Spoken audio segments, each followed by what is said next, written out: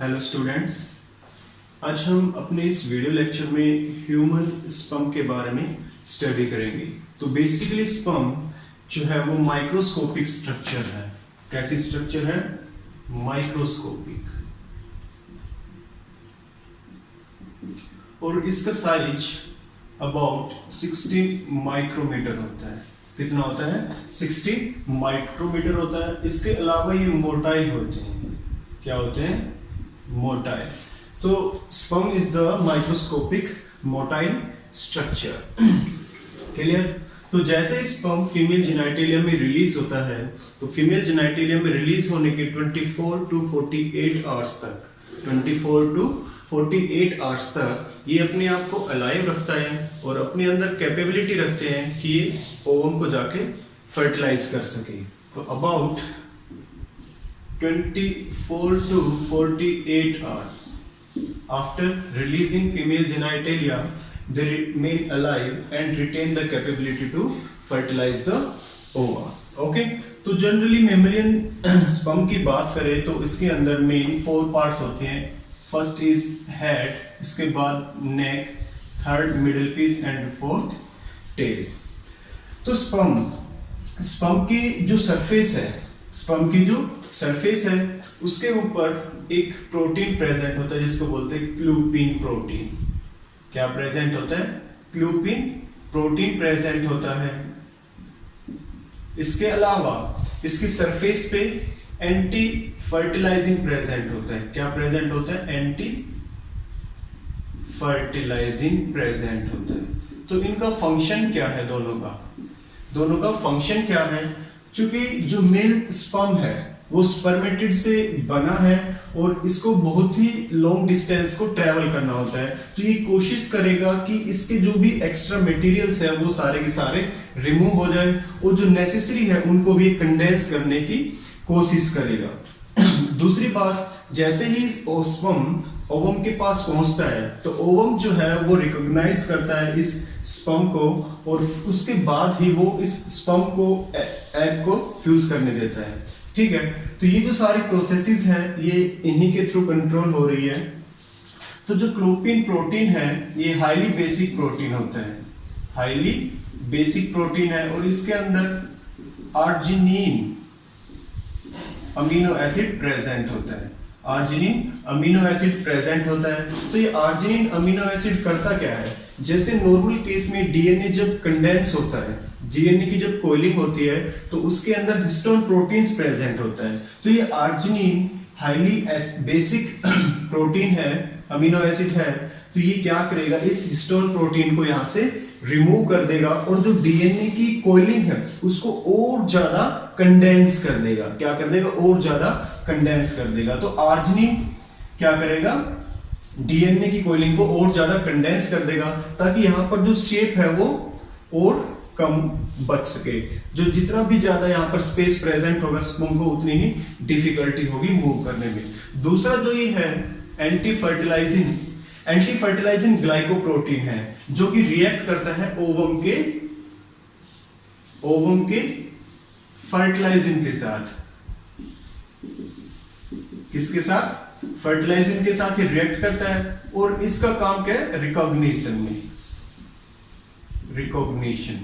Recognition के बाद जब ये फर्टिलाइजिंग इस एंटी फर्टिलाइजिंग को रिकॉग्नाइज कर लेगा तो उसके बाद जो ओवम है उसके ऊपर स्पर्म जो है वो अटैच हो जाएगा।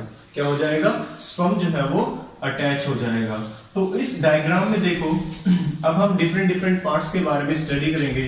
तो सबसे पहला जो पार्ट है हेड के अंदर ये जो साइड है this is the anterior side. कौन सी साइड है? एंटीरियर। और ये कौन सी है? Posterior side. तो जब हम एंटीरियर साइड पे देखते हैं, हेड के एंटीरियर साइड पे देखें तो एक कैप लाइक स्ट्रक्चर प्रेजेंट होती है जिसको हम बोलते हैं एक्रोसोम। क्या बोलते हैं? एक्रोसोम। जनरली ये एक्रोसोम गोल्जी बॉडी से डेवलप होता है। कहां से डेवलप हुआ है? Develop from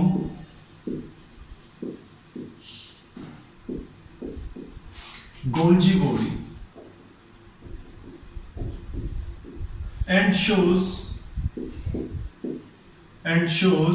lysosomal activity, lysosomal activity show करता है। तो देखो इनके अंदर चेंजेस क्या आए, चेंजेस क्या आए, जब स्पर्मेटिड था तो अलग से गोल्जी बॉडी थी, अलग से लाइसोसोम प्रेजेंट थे, लेकिन जैसे ही स्पर्म बना स्पर्मेटिड से, तो ये दोनों फ्यूज होके एक ही स्ट्रक्चर में प्रेजेंट हो गए, जिसको बोलते हैं एक्रोसोम। तो एक्रोसोम कहां पर किससे डेवलप हुआ है? गोल्जी बॉडी से डेवलप हुआ है, और इसके अंदर लाइसोसोमल एक्टिविटी शो करता है ये, ठीक है। तो लाइसोसोम का काम क्या होता है? लाइसोसोम में जनरली हाइड्रोलिटिक एंजाइम्स प्रेजेंट होते हैं, हाइड्रोलिटिक एंजाइम्स प्रेजेंट होते हैं। तो यहां पर भी हाइड्रोलिटिक एंजाइम्स प्रेजेंट होंगे, जिनको कहा जाता है हाइलोनुरोडेज प्रोटीएज।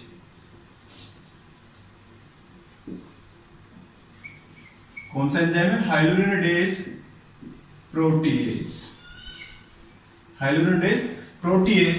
इन एंजाइम्स को बोलते हैं स्पर्म लाइसिन। क्या बोलते हैं? Sperm lysine, sperm lysine. तो फंक्शन क्या होता है इन एंजाइम्स का, हाइड्रोलिटिक एंजाइम्स का स्पर्म में फंक्शन क्या होता है? मेल जो है वो ओवम के साथ जाके फ्यूज करेगा, ओवम के साथ फ्यूज करेगा, तो उसको ओवम की जो मेम्ब्रेन है जोना पेलुसिडा, उसको भी पेनिट्रेट करना पड़ेगा। तो पेनिट्रेशन के लिए जो एंजाइम्स रिक्वायर होंगे, उस ओवम के पेनिट्रेशन के लिए जो एंजाइम्स रिक्वायर होंगे वो कहां प्रेजेंट होंगे? इन एक्रोसोम के अंदर ही प्रेजेंट होंगे। क्लियर?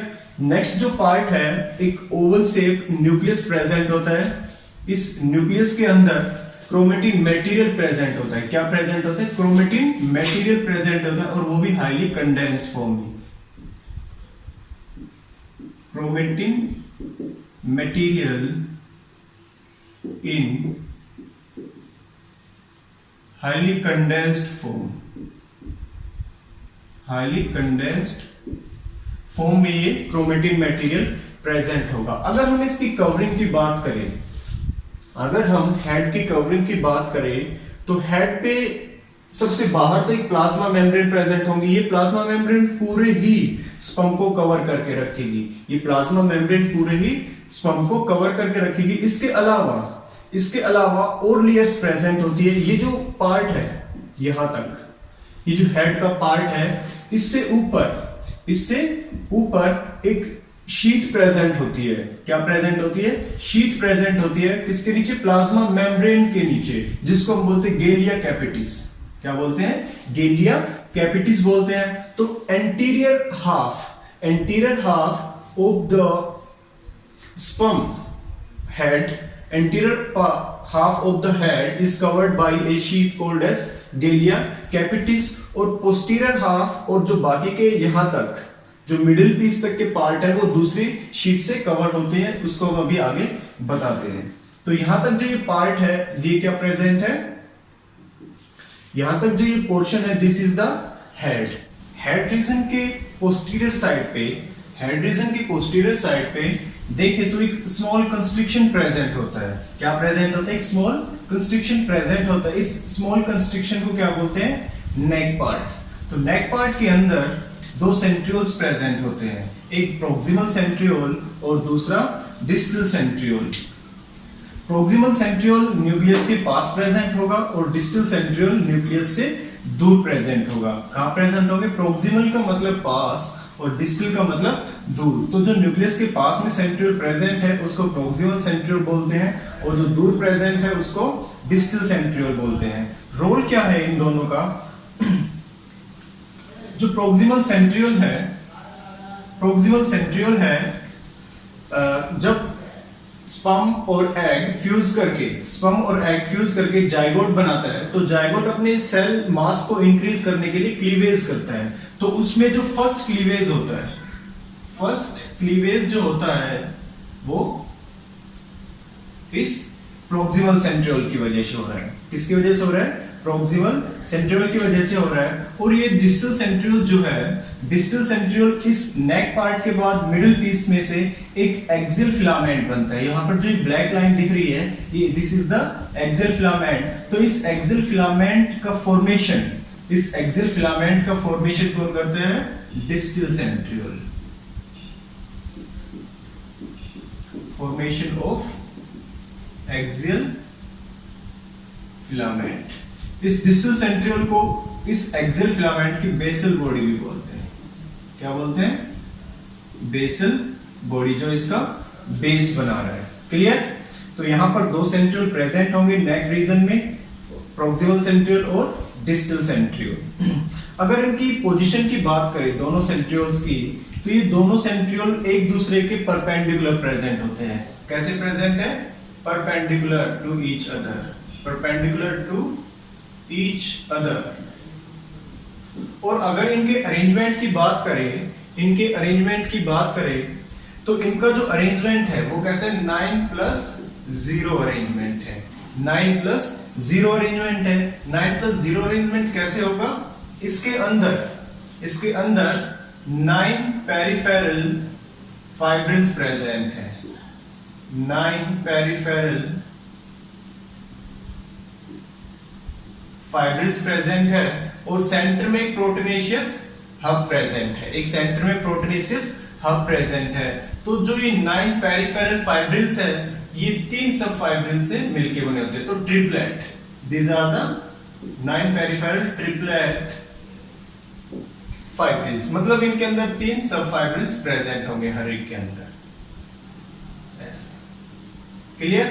तो इसी वजह से इनको 9 अरेंजमेंट दिया गया है। क्योंकि बीच में सेंटर में जो ये प्रोटीनेशियस हब है, यहाँ पर कोई फाइब्रिल प्रेजेंट नहीं है, इसलिए इनका अरेंजमेंट 9+0 कहा गया है। कैसा कहा गया है? 9+0 कहा गया है। जो इस नेक पार्ट से आगे की तरफ हम मूव करते हैं, तो जो रीजन यहाँ पर प्रेजेंट है, this is the middle piece. कौन सा पार्ट है ये? This is the middle piece. इस मिडिल पीस में देखोगे आप, तो एक ये फिलामेंट प्रेजेंट है। क्या प्रेजेंट है? फिलामेंट प्रेजेंट है, जो कि मिडिल पीस से स्टार्ट हो रहा है और टेल रीजन तक एक्सटेंड करता है। तो ये जो फिलामेंट बना, इसको क्या बोलते हैं? एक्सियल फिलामेंट बोलते हैं। क्या बोलते हैं? एक्सियल फिलामेंट बोलते हैं। और इस एक्सियल फिलामेंट के अंदर जो दो फाइब्रिल्स है, उनका अरेंजमेंट है वो कौन सा? 9+2 अरेंजमेंट। कैसे? 9+2 अरेंजमेंट है। इस केस में 9+2 अरेंजमेंट कैसे होगा? 9 पेरिफेरल फाइब्रिल प्रेजेंट है। 1 2 3 4 5 6 7 8 9, ये 9 पेरिफेरल फाइब्रिल्स प्रेजेंट है। और सेंटर में जो प्रोटीनेशियस हब है, उसके अंदर 2 और फाइब्रिल्स प्रेजेंट है। तो जो 9 पेरिफेरल फाइब्रिल है, उसमें 2 सब फाइब्रिल प्रेजेंट है। तो ये डबलेट है, पेरिफेरल डबलेट। ठीक है? और जो सेंटर में फाइब्रिल प्रेजेंट है, इनके अंदर कोई सब फाइब्रिल प्रेजेंट नहीं है, इसलिए कैसे? सिंगलेट। कैसे? सिंगलेट है। तो 9 पेरिफेरल प्लस 2 सेंट्रल, इसीलिए इनका अरेंजमेंट 9+2 दिया गया है। मेन पॉइंट यहां पर क्या है कि इस मिडिल पीस के अंदर माइटोकॉन्ड्रिया प्रेजेंट होते हैं। क्या प्रेजेंट होते हैं? माइटोकॉन्ड्रिया प्रेजेंट होते हैं। और वो माइटोकॉन्ड्रिया भी अलग अलग प्रेजेंट ना होकर एक शीट में प्रेजेंट होते हैं। एक शीट में प्रेजेंट होते हैं, जिसको हम क्या बोलते हैं? माइटोकॉन्ड्रियल स्पाइरल या इनेबैन कर्व।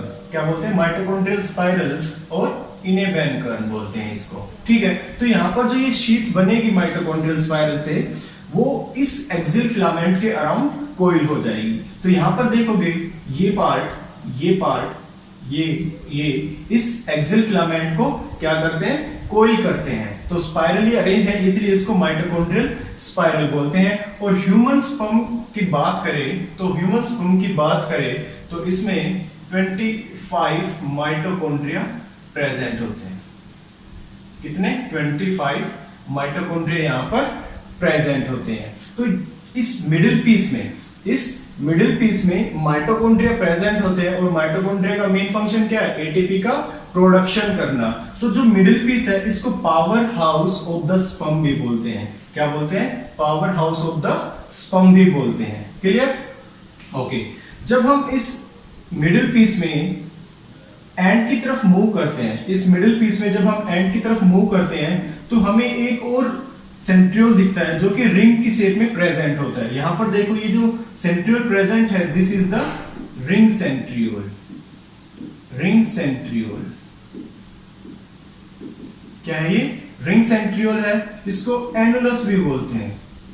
क्या बोलते हैं? एनुलस भी बोलते हैं। और इसके अलावा जेनसन्स रिंग्स भी बोलते हैं, जेनसन्स रिंग भी बोलते हैं। ठीक है, तो ये जो सेंट्रियोल यहां पर प्रेजेंट है, this is the ring centriole, या फिर एनुलस भी बोलते हैं, या फिर जेनसन्स रिंग भी बोलते हैं। अगर इसके फंक्शन की बात करें, तो अभी तक इसका कोई पर्टिकुलर फंक्शन हमें पता नहीं है, तो इसका फंक्शन क्या है? Unknown. It is with unknown function, it is with unknown function. ठीक है, तो मिडिल पीस के अंदर कौन कौन से पार्ट प्रेजेंट होंगे? एक्सियल फिलामेंट प्रेजेंट होगा, माइटोकॉन्ड्रियल स्पाइरल प्रेजेंट होगा, जिसमें माइटोकॉन्ड्रिया एक शीथ में प्रेजेंट होंगे और वो माइटोकॉन्ड्रिया मिलके एटीपी का प्रोडक्शन करेंगे, इसलिए मिडिल पीस को power house of the sperm भी बोलते हैं। और इसके पोस्टीरियर एंड के ऊपर या फिर इसकी एंड की साइड एक और रिंग सेंट्रियोल प्रेजेंट होता है, जिसको एनुलस या जेनसन्स रिंग भी बोलते हैं, और इसका भी पर्टिकुलर फंक्शन अभी तक हमें नहीं पता है। तो इस पार्ट पे यहां पर एक शीट प्रेजेंट होती है, यहां पर एक शीट प्रेजेंट होती है, जो कि इस मिडिल पीस को और नेक पोर्शन को और posterior half of the head को कवर करती है। किस किस को कर रही है? Posterior half of the head, neck and this middle piece. तो यहां पर जो शीट प्रेजेंट है, इसको क्या बोलते हैं? पोस्ट एक्रोसोमल शीट या फिर मैनचिटी बोलते हैं। क्या बोलते हैं? मैनचिटी। क्या बोलते हैं? मैनचिटी बोलते हैं। मैंने पहले भी बताया था, जो हेड है इसका एंटीरियर हाफ एक शीट से कवर होता है, जिसको ग्लिया कैपिटिस बोलते हैं, और पोस्टीरियर हाफ पे एक और डिफरेंट शीट प्रेजेंट होती है। तो ये शीट किस किस को कवर कर रही है? Posterior half of the head, neck and middle piece को ये कवर कर रही है। इस शीट को बोलते हैं मैनचिटी। क्या बोलते हैं? मैनचिटी बोलते हैं। अब इस एंड मिडिल पीस के बाद जो पार्ट है स्पर्म का, वो क्या है? टेल पार्ट है। और इसमें आप देखोगे कि जो एक्सियल फिलामेंट है वो पूरे टेल रीजन में एक्सटेंड कर रहा है, और इस एक्सियल फिलामेंट के अराउंड एक शीट प्रेजेंट होती है, जो कि फाइब्रस शीट होती है। और ये फाइब्रस शीट भी इसके दो पार्ट डिवाइड होते हैं, एक तो प्रिंसिपल पीस, इसको मेन पीस भी बोल देते हैं, प्रिंसिपल पीस और एंड पीस। तो ये जो फाइब्रस शीट है इस प्रिंसिपल पीस में ही प्रेजेंट होती है, और इस एंड पीस के अंदर ये फाइब्रस शीट एब्सेंट होती है। जो एंड पीस है इसके अंदर एक्सियल फिलामेंट प्रेजेंट होगा, और उसके अराउंड प्लाज्मा मेम्ब्रेन की कवरिंग प्रेजेंट होगी। क्लियर? सो ये जो टेल रीजन है मेल स्पर्म में, ये जो पार्ट है मेल स्पर्म का सबसे बड़ा पार्ट है। Longest part of the mail sperm is the tail part. और फंक्शन क्या है इसका? फंक्शन क्या है? इस टेल की हेल्प से ही जो मेल स्पर्म है वो फीमेल के रिप्रोडक्टिव ट्रैक्ट के अंदर ट्रैवल करता है, इस टेल की हेल्प से ही। और इस टेल रीजन को कई बार फ्लैजिला भी बोल देते हैं। क्या बोल देते हैं? फ्लैजिला भी बोल देते हैं। क्या बोल देते हैं? फ्लैजिला। ठीक है, सो इस टेल रीजन के दो पार्ट है, एक प्रिंसिपल और दूसरा end piece. Principal part maximum part occupy कर रहा है टेल का, और एंड पीस एक स्मॉल पार्ट ही ऑक्यूपाई कर रहा है। और दूसरी बात, जो ये टेल पार्ट है वो मेल स्पर्म का सबसे लॉन्गेस्ट पार्ट है। ओके, सो ये डिफरेंट पार्ट्स कौन कौन से थे? Head, neck, middle piece and tail male sperm के अंदर प्रेजेंट होते होंगे। आई होप आप सभी को ये टॉपिक अच्छे से समझ में आ गया होगा, और फर्दर आपको कुछ डाउट्स रहते हैं तो मुझसे सॉर्ट आउट कर लेना। Okay, thank you.